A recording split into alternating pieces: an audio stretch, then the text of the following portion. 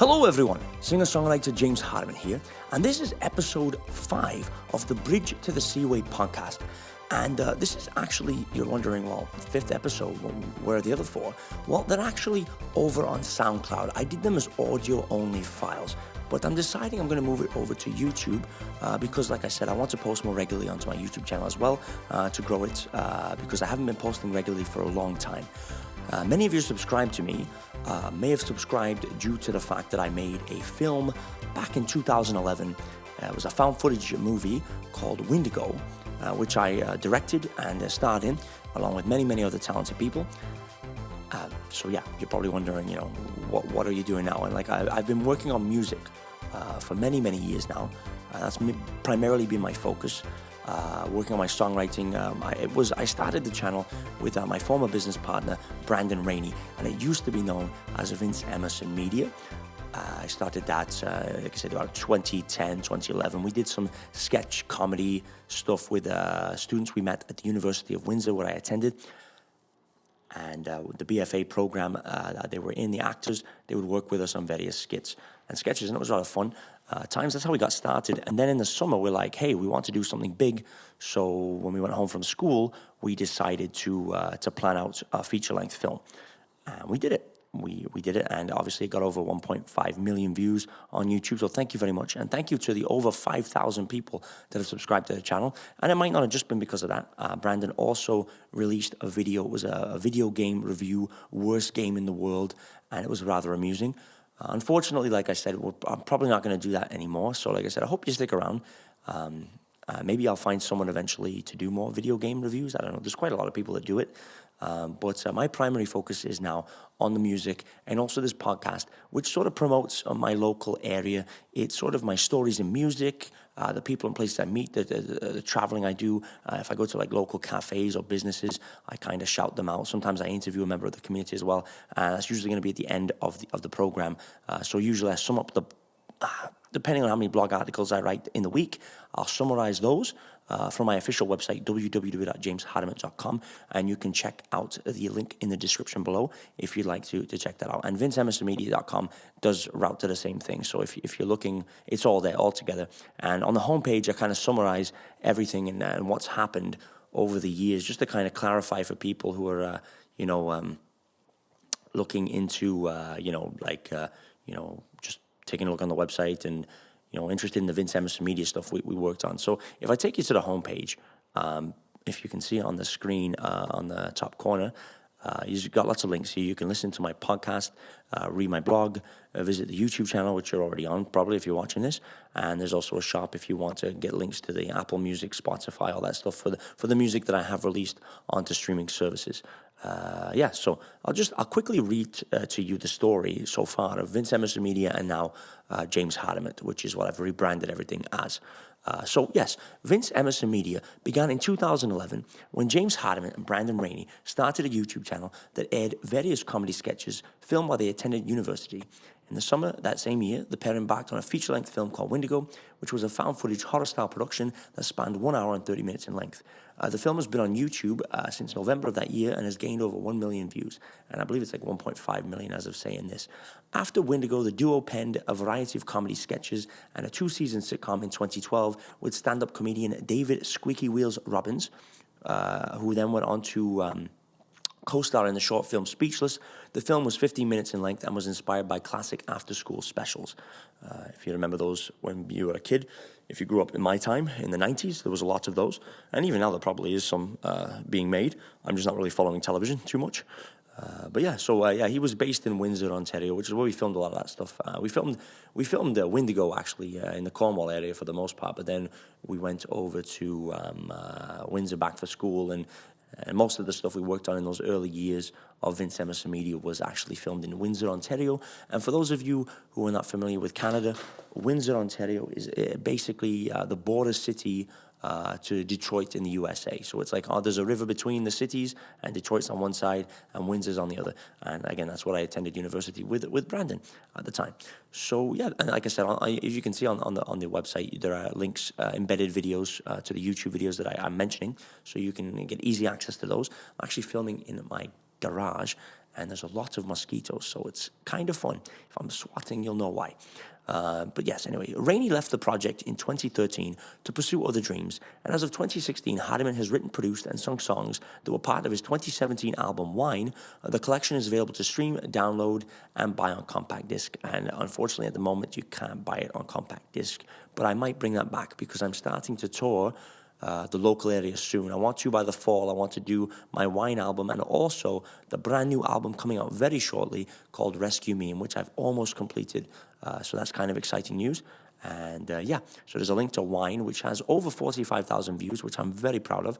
And yeah, 2020 has been a year of more music as James works on his next album, Rescue Me, which will feature the track Corrupted. The album is an ongoing project yet to be released. And there's a video of Corrupted, which was set in 1920s Prohibition. I do mention it in a previous episode of the podcast. But anyways, like I said, I hope you guys do stick around to the channel because I'm going to be doing a lot. I'm going to be posting regularly, at least I'm hopefully once a week now, because I know the channel, everyone that subscribed, the people that do comment, they're like, oh, a video. I mean, did you guys die? What happened? So, you know, I want to try and like kind of tell you guys the behind the scenes story so you're familiar with what's going on. But anyways, yeah, so there's the album art for Rescue Me by a talented artist I had commissioned it called Jeremy Saibansky, who is based out of Ottawa. And Rescue Me, I teamed up with a singer-songwriter called Sarah Ray, who was Ottawa-based as well. So yeah, so I'll take us over to the blog and summarize up the articles of the week. And remember, you know, you can like, follow, share, subscribe, all that stuff. You can visit the website, www.jameshardiment.com, and you can subscribe to the YouTube channel, obviously. But at the bottom, if you scroll to the bottom of the website, there's links to all my socials. I'm on Instagram, Facebook, and that's about it, I think. Instagram, Facebook, YouTube. I don't really have any much use for any of the others at the present time. So let's go over to the blog, and there's a cool picture of me. And the reason I called it the Bridge to the Seaway podcast is actually, if you can see the picture in the corner of the screen, there's me in front of, there's a chimney, and there's sort of a bridge behind me. And that was the old Seaway International Bridge, which connected Cornwall, Ontario, Canada to Cornwall Island, which is like an Indigenous reserve, First Nations reserve. And then there's another bridge that links over to New York State, because we're on the border of New York State. For those of you from around the world watching, I'm based in Cornwall, Ontario, Canada. Well, close to it, just a little bit outside. But yes, so like I said, the first article I'm going to read to you, I have to go back a little bit here. Sorry, I'm a bit slow. I just got this MacBook Air, and it's fantastic. But again, I should get a mouse or something to make it faster. And by the way, if you click on the blog posts on the website, you can like, comment, and share and all that fun stuff as well. So I really do appreciate that. And if you want to keep up to date on the blog posts, I recommend you follow me on Facebook. Because Facebook, I do share them as soon as they come out. So if I write a blog on somewhere, it comes out right away. So yeah, sorry about this. I just got to scroll through this. I have it on paper too. It might be faster next time to just do it on paper. I'm still learning how to use a Mac. I feel kind of silly. I know how to use the iPhone very well. I know how to use the iPad very well, but not the Mac so much. I used them in school for a brief period of time. But yes. So the first article I wrote, Sabadell Sound.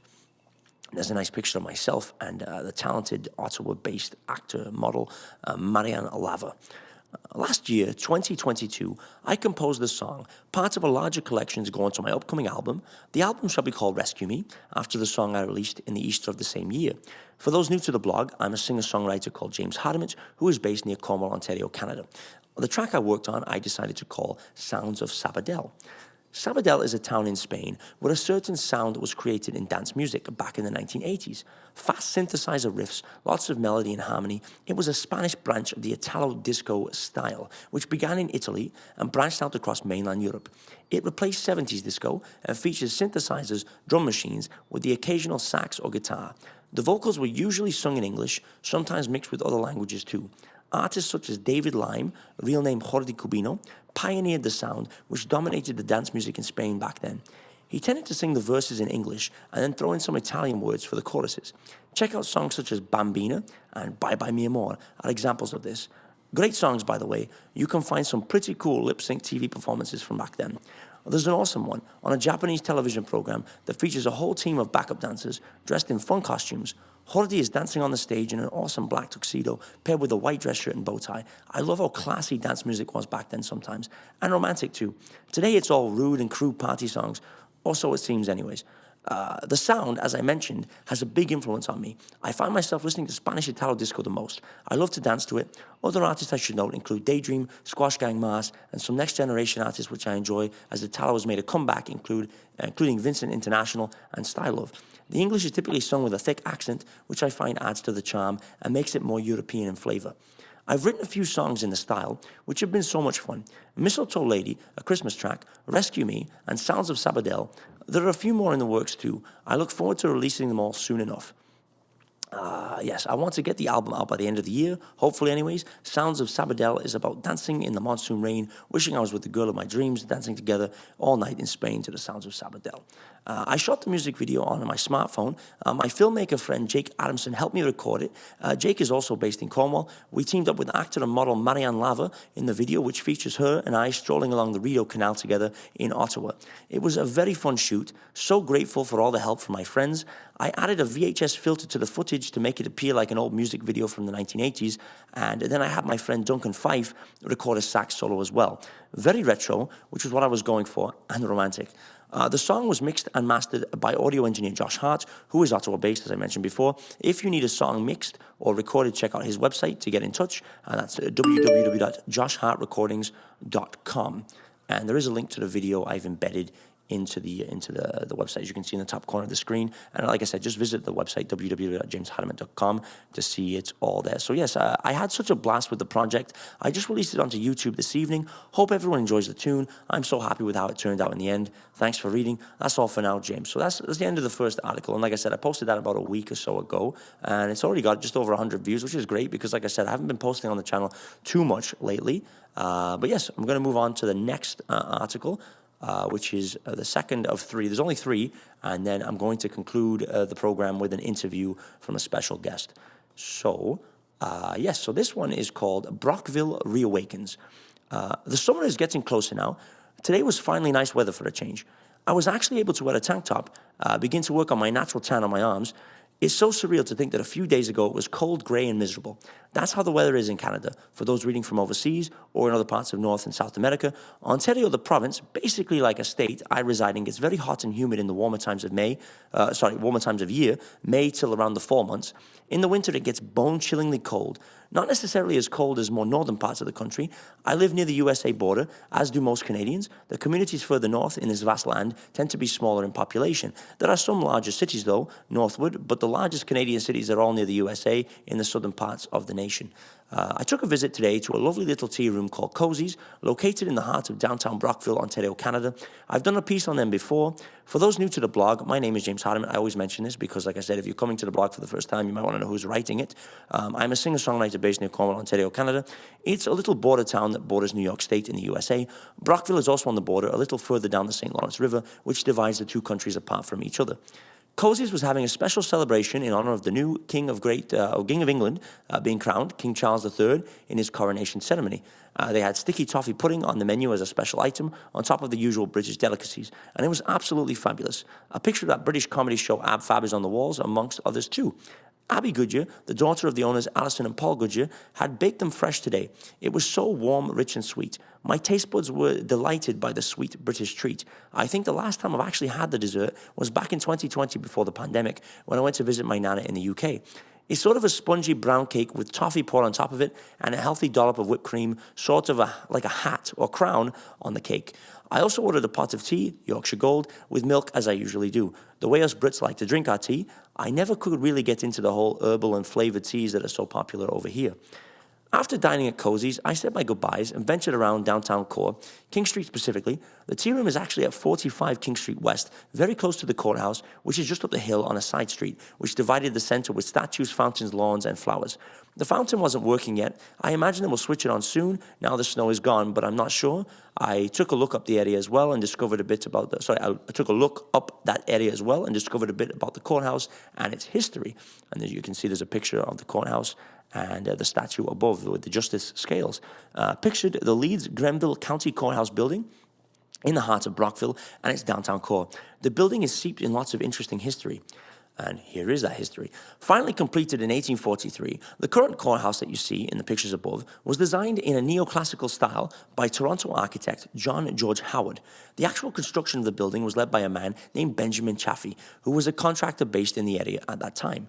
It's a very imposing, impressive structure, reminding people of what happens if they disobey the rules of the town. Not sure if that's what they were going for, but that's how I interpret it anyways.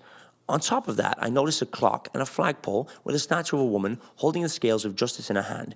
Known as Sally Grant, this is actually a replica of the original statue carved from wood by William Holmes, a Brockville carpenter, did the original in 1844. The present-day statue was created by Smith Falls sculptor Bob Kerr and installed in 1981. The current piece is known as Sally Grant II. The original is now in Westport's museum and has been restored. I also noticed some lovely churches nearby as well and took a few nice pictures of them, and the flowers too that were in full bloom. Truly a beautiful place to live. Maybe someday I might move to Brockville, or at least get a summer home out there. I'd love to continue to support Cornwall, Ontario though. I can't just leave it behind. I spent most of my life moving around to different places. It would be nice to finally settle down somewhere permanent and continue to work on my art. And there's a lovely picture I took of the church with the roses and another church as well. And yes, so down near the waterfront, there was a local farmers market going on. I wanted to learn more about it from the organizers, but I didn't see a booth set up by them. There was lots of cool things for sale, such as jewelry, clothes, and baked goods. It was actually fairly busy too, which is great to see. I love to see the little guys out there, mom and pop shops, having a good day for a change. Every Thursday and Saturday from May to December, the stalls are all set up on Market Street close to the railway tunnel. Known as the Brockville Farmers Market, it also has a history to it, according to its official website. Maybe I'll write more about them in the future. I know my Cornwall, Ontario-based chef friend has been looking to get into Brockville markets to sell his spices. Probably not this year, though. I think cutoff to sign up was the end of last year. And lastly, before I go, there was one other thing to mention. The Thousand Islands boat cruises are opening up again in the coming weeks and months. The Thousand Islands is what they call the chain of islands that are located across the St. Lawrence River, close to Brockville and many other communities along the water. I'm hoping to do a piece on them at some point, perhaps go on a tour and see if we could do a vlog-style video with a friend. Thanks for this adventure. Oh, so that's all for this adventure. Until next time, James. And so that concludes that nice little article. Like I said, it's not always about my music. It's about the places I go, the people I meet, the traveling, the stories. And it's mostly based in the Seaway Valley area. That's what we call the region I live in, is the Seaway Valley. Everything along the St. Lawrence River, basically, to a point, anyway, to an extent. So I'm going to go on to the last article, which is not a very long one, and then I am going to move on to the interview with my special guest. All right, so the last article, and I hope the microphone battery is still running, because if it isn't, I'm going to be very sad. I think it is. I'm going to check right now. Is it still coming out? Oh, it is. Absolutely. That's fantastic. All right, perfect. So, yes, it's sort of, I'm getting used to everything, the setup, and unfortunately, I didn't charge everything as much as I wanted to. So this is the last article, creating a podcast. I conceived the idea of doing a podcast about the Seaway Valley last year when I talked to my friend Derek Mason, known to his fans as Chef Mayhem. He is the former owner of the gourmet grilled cheese, burger, and potato puff serving food truck that used to be at Archie's Golf Course in Cornwall, Ontario, Canada. It was known as Melted Mayhem. And I have a hat here because he's started a new business with the same logo, and we're going to get into that. Derek closed his truck during the pandemic due to the uncertainty of the future. After closing, the pair of us began to brainstorm a line of spices, barbecue rubs, and we'll go on to create cooking videos last year and the year before. To clarify, I am not an owner of the business that belongs to himself and his wife, Ashley. His parents also help out greatly with everything. I am more or less a marketing and product ideas man, as well as videographer, photographer, and musician. My name is James Hardiment, and I'm Cornwall-based as well. I talked to Derek about taking his charismatic, wholesome, family-friendly personality and starting a podcast talking about the local area, restaurants, food, that type of thing. In the end, with home life, they have a wonderful daughter to raise, work life, and health issues with the pets. It just wasn't a feasible thing to do at that time. So I shelved the idea, as I do with many projects over the years. Sometimes the timing isn't just right. Then a month or so ago, I decided to start a blog, and to take the equipment I built up from the cooking show we had made together to start my own weekly podcast, in which I would summarize the blog post of the week. After that, I would interview a guest for the last 10-15 minutes and then post them for free onto SoundCloud. So far, as of writing this, there are 4 episodes out, and I'm recording this week's today. Well, It didn't end up working out, so I'm recording it now a little bit later. It's called Bridge to the Seaway with James Hardiment. I named it that in memory of the old Seaway International Bridge, which was taken down many years ago and replaced with a different crossing. The bridge connected Cornwall to Akwesasne Mohawk Territory, Cornwall Island, and then another bridge links to New York State in the United States. I'm probably going to move the podcast over to my YouTube channel soon, which is what we're doing right now. And record it as well with video, as you can see. Still looking into my options as I am using my iPhone SE and GarageBand music studio app to record audio only. That was at that time. Now I've downloaded something called OBS Studio ever since I got my new MacBook, which I picked up last week, and I'm grateful I did because I was able to finish a lot of things that I wasn't able to finish. It turns out you do really need to get a laptop to finish your work. You can do a lot on your phone. You can do a lot on your phone, absolutely, but for some things, you definitely still need a laptop or computer. You just have more options available, right? The microphones that I've been using include a pro-quality Shure SM7B plugged into the phone using a special adapter cables. I've also used my Rode Wireless Go interview mic set 2, which plugs into my phone. I think that going forward, I'm just going to use that. It's less hassle, and at least I can get a studio space of my own with desks, at least until I can get a studio space of my own with desks, similar to a mainstream podcast or radio show. The setup is ultra portable, meaning I can do interviews with guests pretty much anywhere. My first guest was Claudine Trottier of Focus Art Association. I recorded inside the art gallery room. My musician guest, Wade Barris, I interviewed inside his car. And one tricky one, I'm still trying to figure out the best way to do it, is with phone call interviews. I can't seem to be able to get my pro mics with a telephone, Facebook video call or FaceTime. I know Zoom is a potential option, but I'm not going to read all this because basically I found this program, OBS Studio, and that kind of fixes everything. So I can do phone call interviews with people and use this microphone, right? So it kind of works for me. They might sound like they're coming in on a telephone, which was the issue I had, right? Because Duncan had it set up with his OBS. I didn't have OBS at the time. I didn't have a laptop. So I recorded my section of the interview asking the questions. It sounded like I was on the telephone. So it's almost in reverse, basically. If you know what I mean? When someone calls in a radio show, the DJ sounds good on the quality mic, and the person on the other end sounds like they're on a telephone. So for that episode, it's kind of reversed. Still works out in the end, but it's just, it's a trial and error type of thing. We're under time pressure, too, sometimes if we're trying to hit a deadline. I'm going to skip some of that because I found the program I'm going to use. But I was using another program called Switcher Studio as well. I got a free trial of that, and that was actually really cool. And if I wasn't going to get a laptop, I can still use it with a laptop, but if I had done that, I would have been able to do everything just with phones and tablets. But in the end, I needed to get a laptop for other reasons. And then my friend told me about OBS Studio. And again, that one is free to use. So, I think there was some cool features, though, with Switcher Studio. It was definitely worth spending the money. I'm not endorsed by anybody, but I'm just saying it was actually a really cool program, very easy to use as well. So like I said, it was kind of cool to do like live switching if I was going to do like a live stream. This is not a live stream. I'm doing this in pre-recorded segments using the streaming software simply because I don't necessarily time it well enough for my guests to be here at the same time. And sometimes I have to go on location for my interviews, right? So yeah, I'm just doing it the way I have to do it. So I think it's going to work in the end. Anyways, creating a podcast isn't the hard part. Is keep it interesting. I love history, music, art, fashion, food, travel, and I think a lot of people do too. One thing I noticed too is that a lot of people will usually just talk about the major cities and famous towns if they're traveling. I went to Rome, I went to Paris. What about the forgotten or simply lesser known places? I thought it would be cool to shine a light on communities people worldwide may have never even heard of before, and the wonderful bunch of people that reside in them. Anyways, I'm about to eat a mosquito. I need that protein. Anyways, I got to get going. I have to record an episode of the show tonight, James. And there's actually, if you can see on the top corner of the screen, I have my links to the, it's a live feed of the screen. You can see Bridge to the Seaway. That's the logo, again, with James Hardiment. So anyways, I made that in a program on my phone, like I do a lot of things. So yeah, that pretty much concludes the summarizing portion of the program. So now I'm going to go over to my special guest for maybe a 10, 15-minute interview. We'll see. All right, here we go, folks. All right, folks, so welcome to the first interview of the video version of the Bridge to the Seaway podcast. My special guest this evening is a singer-songwriter and a local business owner, Rodney Rivette, who owns a company called Rockstar Party. We're going to get into that a bit later. Welcome to the show, Rodney. Hi, James. Great to see you. Hopefully everything's well. Great to be here today with you and all your viewers. So looking forward to this little chat.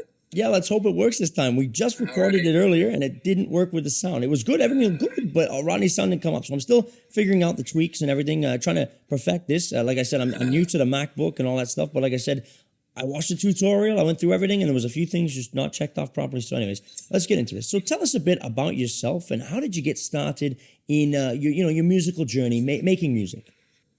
It's a really interesting story. I was a university student at the University of Ottawa, and I decided to take a day off with a buddy, and we went out to Montreal, and we discovered this little karaoke thing, and that was in 1990, I would say 1991. And I thought, hey, we can make some money doing this. And I never really played any music. My friends all played music, but I didn't.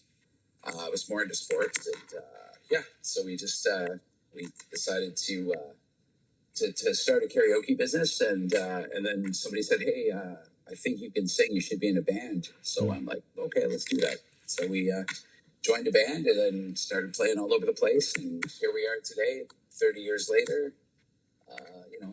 Yeah, the journey so far. I mean, you've been on an incredible journey. You met a lot of people over the years too, and very notable people once in a while. You've crossed paths with them as well. And when you started out, you were, like I said, you were playing a lot of hockey, right? That was what you did back in the day. And my favorite thing to do, absolutely. Yeah, and you did mention, I believe, that you were the first karaoke company to use, was it Laserdisc in town? Laserdiscs with the screen on the text, the text on the screen, right? That was the. Yeah, there were two of us who started pretty much at the same time. There's a guy named Jack Proddy who was like one of my mentors. He was a really good guy to me. We didn't talk about him last time, but Jack passed on recently. One of the greatest people I know. He was a really good guy and got me my start in this business, and taught me a lot about sound and technology. And yeah, we were one of the first to be doing that around here for sure. And we were also one of the first to get into the new the new era with all the computer tech too. So, yeah. Rodney, just to point out, there is a sort of a loud rattling sound. I don't know what's going on, but yeah, no, sorry, it's coming up. It's not too bad, but I mean, like I said, it might be a little distracting. But are you playing with a coin or what? Actually, it's a screw. It's one of the rack screws. It's one of my rack screws, and I'm just playing with that. That's kind of funny. I'm going to leave that. I think I'm going to leave that in there. It's kind of comical, but yeah, no, it's not too bad. It's just like I'm like, oh, what's going on? Are you fixing something? But we had to get creative with our microphone situation. So yeah, my mic is very. The one in front of me is probably not the one I'm using right now. There's another one sitting on the table. So yeah, it's sorry about that. No, it's okay. I'll be more mindful. I'm on the cushion now. Oh, that's amazing. I'm at the studio desk right now. So yeah, no, absolutely. And back to the musical journey. Who was was there any particular bands that were your biggest inspiration? And who were some of the artists that really got you into creating the songs that you've produced, the originals? Anyways, I know you've done a lot of covers as well, but the originals. I was a big fan of U2, the Police in the '80s. When I was growing up, Pink Floyd. A huge Peter Gabriel fan. Genesis, that was my vibe. But then I started playing in the 90s, so you could well imagine it was Alice in Chains, Tool, Nirvana, Green Day, all those bands were doing their thing at that time. If I forgot any of you guys, trust me, I loved you all. Soundgarden, I love them all. Absolutely. So our original stuff, The Heroes Fall, which was my project back in the day. In the 90s, we did a whole bunch of fun stuff. I was playing a cover band called Shake the Tree, and then in the later 90s, I was in a band called Heroes Fall, and we did some great things. We had a lot of fun stuff, and we had a lot of traction, and nice. A lot of good gigs and a lot of fun. Yeah, did you travel? You traveled all over the place with that band, right? That was the one you traveled quite a bit. No, I played. We mostly played in Canada, Ontario. I think we did a couple Quebec dates. Okay. But the band was sweeter when I played the U.S. We did U.S. Yeah, that was a lot of fun. Yeah. Bunch of crazy guys. Wow. And that was a lot of fun. Every band I played, I've been very fortunate. I've had some great people and been able to play with some amazing musicians. Oh, absolutely. Oh, very fortunate. Yeah, like you met a couple of celebrities, I believe, as well, which was nice. Yeah, we've crossed paths with a few, and the production company's done a lot of work too because we promoted a lot of shows. Yeah, we promoted the Trues and 5440 and just to name a few, right? There was a bunch more Canadian artists that we had. In Nazareth, we did some pretty good shows, so we had a lot of fun. And Yeah. I've been lucky too. I have a lot of friends who are in the business who worked who worked with some pretty cool people, and I got to meet a few here and there, and I've been very fortunate. And you know what? I'll tell you, they're just people, man. They're great people. Yeah, I've been absolutely. very lucky. Exactly. I mean, like, yeah, everyone's a person at the end of the day, with feelings and everything, we're all people. But, you toured a bit of the U.S. as well with some of your musical projects, right? You did tour the U.S. I know you mentioned that to me Yeah, I a did. few times. I did a lot of gigs over there. A lot of fun, mostly northern New York State. So that was pretty cool. What was your favorite city in New York to play? Out of curiosity, you have a favorite or a favorite venue? No? I don't, not really. No, I think I like them all. I like the U.S. It was a lot of fun. It's a different vibe. Canadian people love their musicians, and it's cool. Don't get me wrong, but in the U.S., it's like a religion. Yeah. Yeah, it's very much more religious. People really get into their bands big time in the U.S. and Absolutely. they'll follow the end of the earth. Tweeter had this huge following. They were a religion. It was kind of neat. They were a neat band to be a part of, and I just, like I said, it was religious down there. It was a weird start, but a great finish. So it was really good blessing. Yeah, that seems to be America about a lot of things too. I know in sports are the same way. I mean, I used to play when I lived in the States for a couple of years in Maine. I played little league softball, I think it was, or baseball, whatever. Anyways, you should have seen the parents. They're like, good eye, very intense. And we were only like 9 years old. I don't know how old I was. Like I wasn't even a teenager yet. I mean, I was very young. But anyways, yeah. Back to the questions. I mean, I asked you this. What was the craziest on-tour story that you're allowed to tell without mentioning names? I won't want to embarrass anyone. Anything funny happen on your journeys touring around? Anything crazy, wild that you're allowed to say? Obviously, don't mention names. I don't want to incriminate anybody, but well, we talked a little bit last time about a little story at the border. Yes. My cohort, who is a fellow Canadian, was going over. We had to renew our visas. And you have to do like a retina scan, and they do a whole bunch of things for you to get your visas, right? Yeah. And he was pretty loaded. I had to hold him up to do the retina scan. He's like, and he's a smaller guy, and my and the guard's like, little guy's a little drunk today. And I'm like, yep. And I didn't think we are gonna get across the border, but he was cool about it. He's like, he's gonna have a rough night, and I'm like, yep. And he did. He had a rough night. He passed out, and I had to play bass all night. It was kind of funny. Oh my goodness. Yeah, it was pretty funny. You know what? There were some great times too. I remember playing Barrymore's, which was a big club in Ottawa. And it was like probably the best club in Canada, one of the best clubs in Canada, if not the best at the time.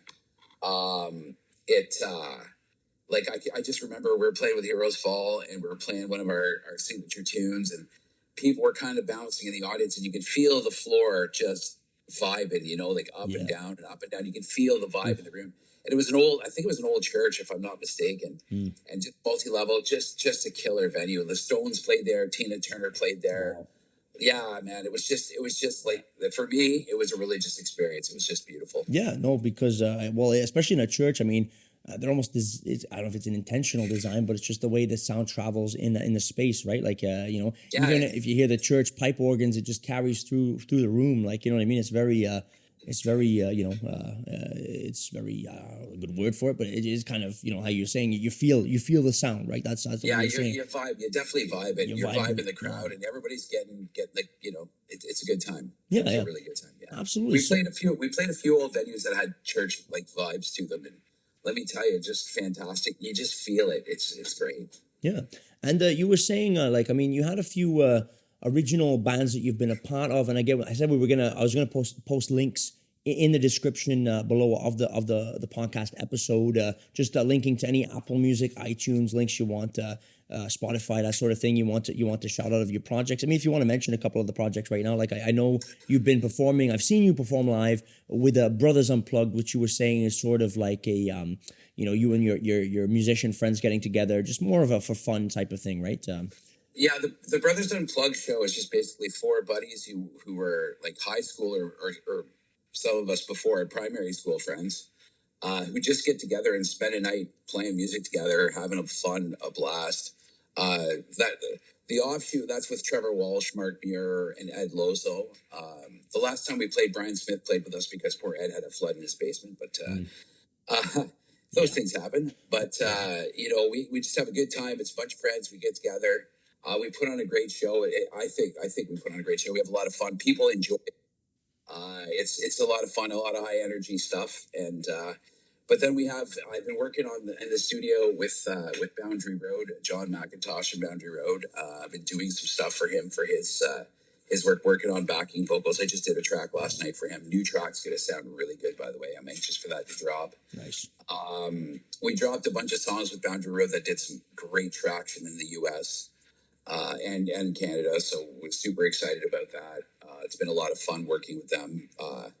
Pretty much since day one. I mean, I wasn't singing. I was working on some backing vocals with them in day one. But then when Peter Nickel left, John, I sang a few tracks on the Boundary Road stuff with John, and it's just been a lot of fun.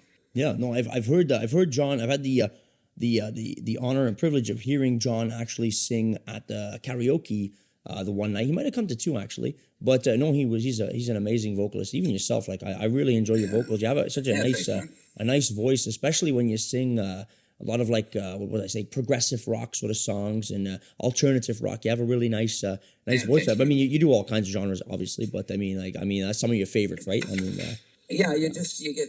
I mean, when you do it, what I do for work, it's just that, it's work. So you do whatever the hell has to happen. Yeah. But when I play with the band, I get to express myself in some of the original projects. It's pretty exciting. I'm super stoked. I got a couple other things that I'll probably have more to announce later. We've been in the studio. There's another studio in town I've been working with some friends. And I'm super excited about that project too. We're working on some original material. And then it's funny because we're redoing some of the old stuff. Just touching up some old tracks we did about 20 years ago. And it's kind of fun to just revisit some of the stuff with the new technology, just split it up and, stuff we didn't release, some previously unreleased stuff. So I'm super excited if we're going to do that. I'm really hoping we can release some of that stuff in the future. Yeah, was that recorded on analog, like tape and stuff like that, or not that long ago? No. We were actually. It's funny. In 2002, we did a record. Behind Melody Music, there was an armory. It was an old armory, and we had converted it into a studio. And it was it was a digital studio. It was one of the first. We had a Mark of the Unicorn unit with a laptop that was like slower than my phone. And it was, and to see how far we've come in technology, technology wise today, it's very cool. But we still have some of the digital tracks, so we flew the digital tracks to the new stuff, reamped some stuff, and did some, we did some pretty cool stuff with it. So I'm really anxious to see how it turns out at the end of the day. Just some previously unreleased Heroes Fall tracks. Mm-hmm. No, that'll be interesting. I can't wait to hear it. Like I said, I mean, I definitely follow you and I follow your music, so I'm excited to see that. And like I said, lastly, you also run the Cornwall, Ontario-based live events company. It's called Rockstar Party, right? As I mentioned at the beginning. And do you want to just tell us a little bit about what it's all about? I mean, I know karaoke is one of the things that you do, but what else? What else do you do? Yeah, we're a multifaceted company where we do. We have the karaoke, of course. I mean, that was our bread and butter for a long time. Mm-hmm. We do audio and video production, so we do like festivals and concerts and stuff like that. Yes. So we're pretty busy in the past before COVID, and a few years ago we were pretty busy in that side of things. This year we have 3 big festivals we're going to be doing locally. So they're local fairs. So we're super excited about that, getting back into that business. Nice. We brought back a few of our some old faces. Crystalite's working with us. Trevor Walker's working with us again. Trevor was with us for the. He's my main guy when we do all of our corporate events and for the sound and lighting company for the festivals and whatnot. So Trevor does that, and when we do that, we also promote shows because we promoted shows like 5440 and the Trues and Nazareth and on and on and on. Don Carab and Lucas Rossi. We've done a whole bunch of fun stuff over the years. So well, that's it. I mean, being a company like that, I mean, you're gonna get all kinds of clientele, right? I mean, you're gonna get some smaller acts, but you're also gonna get some larger acts too, right? That come through. So you kind of get a mix, right? So. Yeah, we're looking forward to get back into that game as well. We're going to try and find a new home and somewhere where we can get enough people to make some of these shows worthwhile and I'd like to bring some cool stuff back to town. We were a leader in that for a long time, and I'm looking forward to getting back to that. You know, COVID kind of changed the game a little bit. Absolutely. Yeah, so now that we're not dealing with too much of that, we're not dealing with that like we used to. Hopefully we'll be able to get back to doing some awesome shows and some events. Oh, something I forgot to mention in our last interview, so thank God we got to do this again. Take two. Is that our company is going to be hosting the Ribfest Idol at this year's Ribfest, Cornwall Ribfest, the Optimist Club. We're really excited. They selected our company as the company that they wanted to represent them this year. We're so looking forward to getting some people an opportunity to get up and sing in front of people who normally don't get to do that. Yeah. There's also going to be some killer cash prizes for that. So anybody who's out there in James's world who's interested in trying to get through there's going to be some very good cash prizes. And you can go to Ribfest. I believe it's cornwallribfest.ca is the website. Yeah. But double check that so we can put it in the link. Yeah, I will. Yeah, I will. I'll be sure to do it. And like I said, I'll also link to your. I know you have a Facebook page for Rockstar Party. Do you guys have? I sent you a link. Yeah, so I'll have all that below. No, but yeah. Anyways, that pretty much concludes the interview. Unless there's anything else you'd like to add, anything else you'd like to shout out before we go, please feel free. If not, like I said, we can close things up. Well, check out James's new stuff too. It's pretty cool, man. I've been privileged enough to be in on the ground floor of a couple of these songs, and I appreciate you sharing with me, James, before you release some of this stuff. And I'm looking forward to hearing more of your stuff coming out soon. So it should be pretty exciting. I appreciate that, man. Thank you. And like I said, you've been a big inspiration to me getting the confidence to come back into live performance as well. Like, it's been a big thing. I know it's karaoke, it's just for fun, but at the same time, I'm trying to work on technique, things like that as I'm there as well, because I do take performance seriously when I can. I mean, it's fun too, but like I said, it's been awesome to have that. Like I said, I mean, if you go to see Rodney, like, he usually works at Rendezvous, maybe not him always, but like one of his staff members, he's there Wednesday, Friday, Saturday, usually for karaoke, and it begins at 8 p.m. and that's Rendezvous Restaurant, 1213 Pitt Street, Cornwall. Amanda and Heather, the owners, are great people. I mean, Rodney knows that firsthand. I'm hoping to get Amanda on soon on the program. Like I said, fingers crossed. And but anyways, I really appreciate your time this evening, and sorry for the technical hiccup. And before I close, but when I did the test before, everything worked. So fingers crossed it does. And anyways, you have yourself a great night, Rodney. And like I said, if you want to learn more, like I said, you can go to my official website as well, www.jameshardiment.com. And so like, subscribe, share, all that stuff. And go to Rodney's page too, like, subscribe to all of his things as well. I appreciate your time, Rodney. Have a great evening. Take care, James. Bye.